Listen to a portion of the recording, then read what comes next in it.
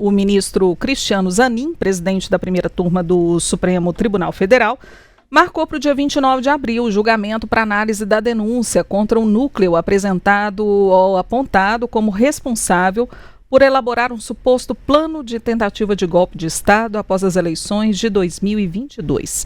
Os integrantes da primeira turma vão avaliar, então, se a acusação trouxe elementos suficientes para a abertura de uma ação penal contra os acusados. Quem traz mais detalhes direto da capital federal é a nossa repórter em Brasília, Ana Paula Ramos. Boa noite, Ana Paula.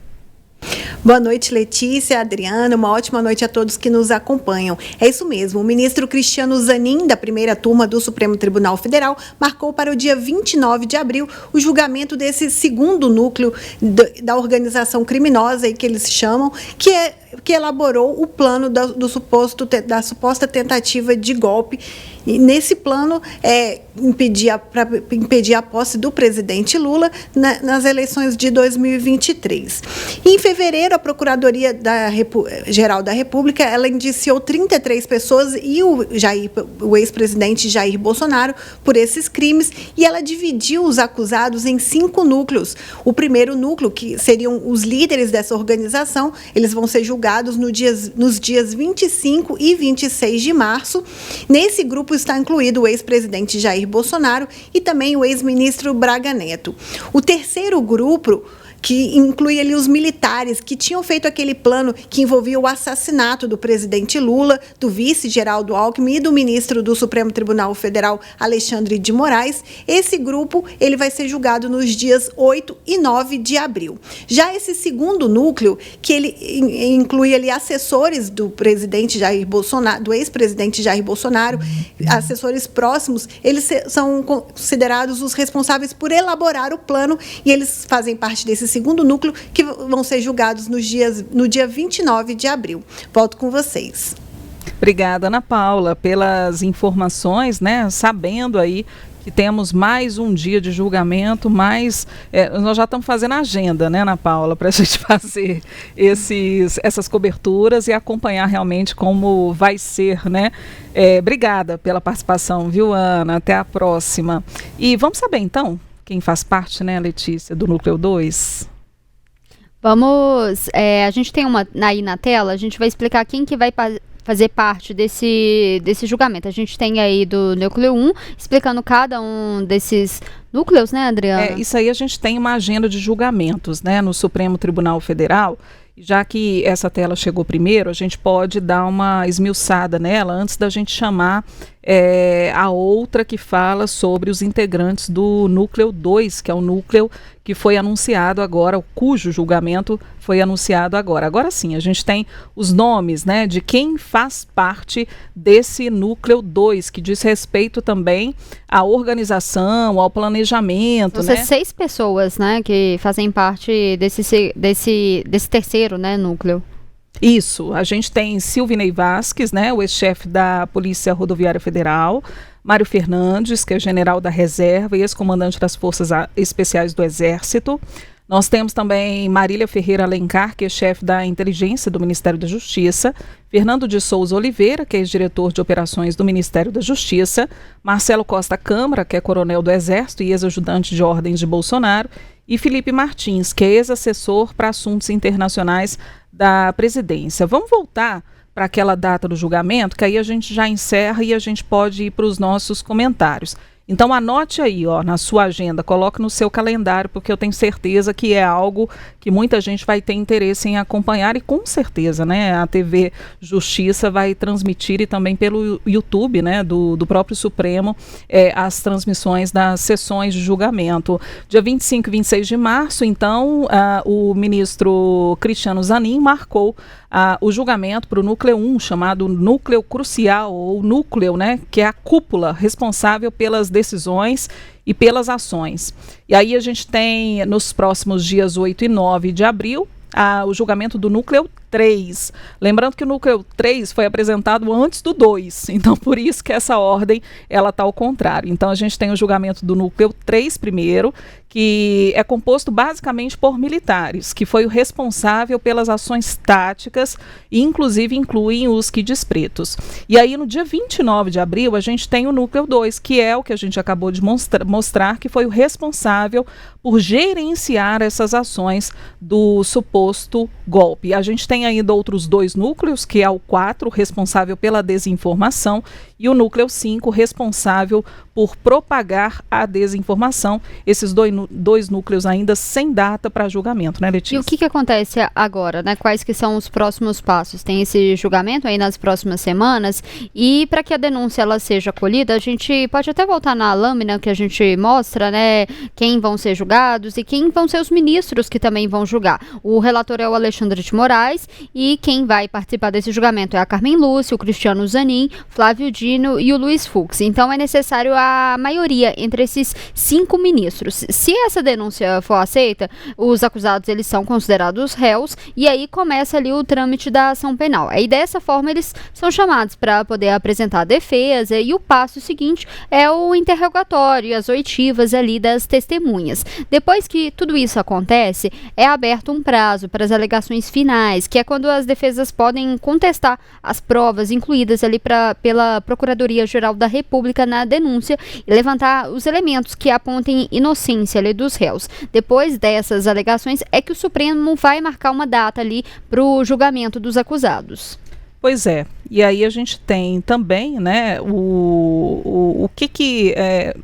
esse núcleo 1, principalmente, e outros também que fazem parte dos demais núcleos, eles respondem por golpe de Estado, abolição violenta de Estado Democrático de Direito, organização criminosa armada, dano qualificado e deterioração do patrimônio tombado. São basicamente esses 5 crimes, né? E o que acontece agora? Há um julgamento, né, dentro do Supremo Tribunal Federal, que tem decidido, né, Letícia, que tem avaliado alguns recursos que foram apresentados pela defesa dos acusados, dos indiciados.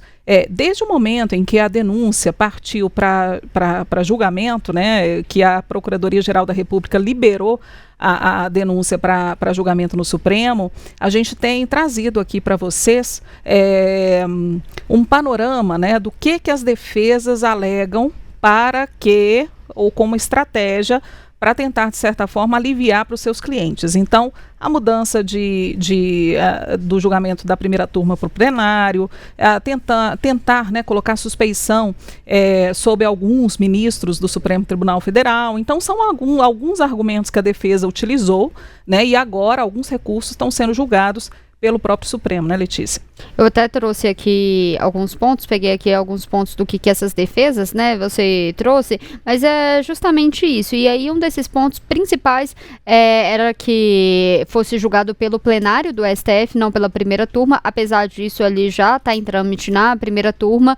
Isso a Procuradoria já deu um parecer que vai ser julgado mesmo pela primeira turma. E um outro ponto é sobre quem vai julgar essa ação. E hoje o plenário do Supremo Tribunal Federal, ele formulou maioria contra esses pedidos de impedimento e suspensão dos ministros Alexandre de Moraes, o Flávio Dino e também hoje Cristiano Zanin. E o Cristiano Zanin. Então, isso realmente era até bastante esperado, era uma situação esperada, essa questão que o STF ia jogar desse jeito, porque isso ali dá uma certa legitimidade para eventuais acusações ali da defesa também. E só que eu avalio que pelo menos o Dino, até que não, mas o Zanin e o Alexandre de Moraes, como eles foram muito citados ali como foram alvos ali dessa operação, a participação deles, eu avalio que realmente pode contaminar ali um julgamento. Se você tem ali como que foi descrito, né, apresentado nas provas, tanto da Polícia Federal quanto da Procuradoria-Geral da República, né, que deu o aval também, analisou essas questões, que mostra, né, que eles foram ameaçados, né, nessa tentativa ali de golpe de Estado, eles foram ameaçados de morte. E se você é o juiz ali que você é ameaçado de matar, você claramente tem medo de ameaça. Isso acaba acaba tornando realmente uma questão pessoal, né? É difícil você avaliar se você vai ter ali uma imparcialidade completamente do que está acontecendo. São 2 ministros, né, que foram claramente ameaçados, que eles eram alvos.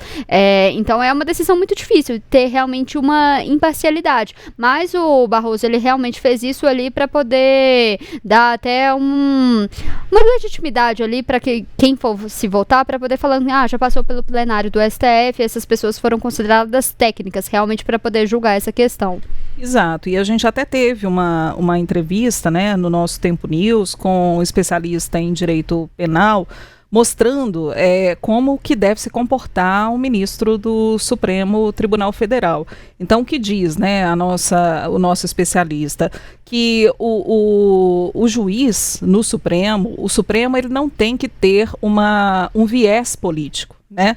Por mais que ele tenha sido indicado, ministros, né, tenham sido indicados por presidentes, aí a gente é de se imaginar, né, que teria pelo menos uma tendência, né, ou mais voltada para a direita ou mais voltada para a esquerda, mas a partir do momento em que a gente fala, né, da Justiça, do Supremo Tribunal Federal, do Judiciário, a Justiça não é por acaso que ela tem uma venda nos olhos, né? Então, tentar colocar essa isenção acima de tudo, mas levando em conta também tudo o que está nos autos, ouvindo defesa, ouvindo acusação, e a partir daí se colocar, né, pronto para julgar. E o que a Letícia fala é muito coerente, porque a partir do momento em que essas questões todas já passam pelo plenário, no dia 25, no dia 26, não há o que questionar, né, em relação, pelo menos, a esses pedidos.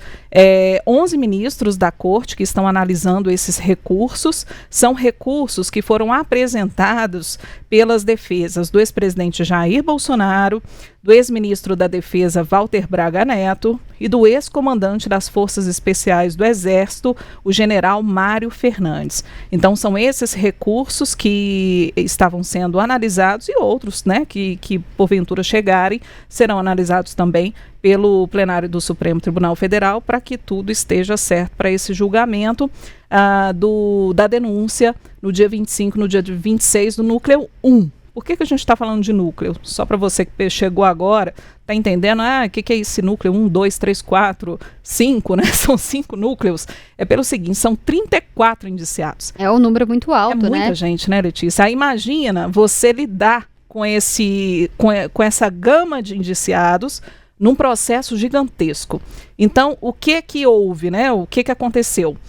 Para facilitar o trâmite, foram divididos em núcleos. Então, o núcleo que pensava as ações, o núcleo que elaborava e planejava, né, o que era para ser feito nessa tentativa de golpe, quem que espalhava fake news, quem que falava sobre atos antidemocráticos, e quem ajudava a propagar essa informação de fake news. Então, todos esses núcleos foram desenhados e, a partir daí, agora, o Supremo tem condição de analisar a participação de cada uma dessas pessoas dentro do que foi designado ali dentro daquela denúncia. Eu acho que ficou bem explicado, né, Letícia? Assim, tem realmente a expectativa, até foi na semana passada, foi bem célere, né, o trâmite, né, de como que isso já chegou, marcou já a data do julgamento, então tem realmente a expectativa que essa denúncia realmente seja aceita. Um ponto que eu sempre trago aqui, vou voltar a destacar isso, que uma das reivindicações ali das defesas, tanto do ex-presidente Jair Bolsonaro, quanto do general Braga Neto, era de que isso não fosse julgado ali só pela primeira turma, mas que fosse jogado pelos todos os ministros da corte, né? Os 11, né? Pelos 11 ministros das cortes, não só os 5 ali da primeira turma.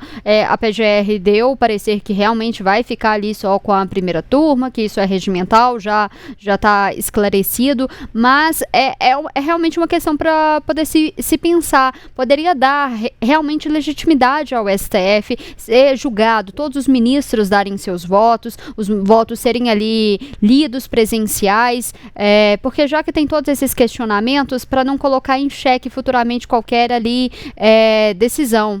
Realmente, e eu volto realmente a bater no ponto, assim, para não se depois abrir brechas, né, para poder questionamentos de impedimentos do questionamento. O Zanin e o Alexandre de Moraes, eles realmente foram muito citados ali nesse inquérito, nas provas que foram apresentadas, né, pela Polícia Federal, de que eles eram alvos, eles foram ameaçados de morte. Então, até que ponto que a gente realmente pode falar que eles têm uma certa imparcialidade, disso se pode contaminar ou não?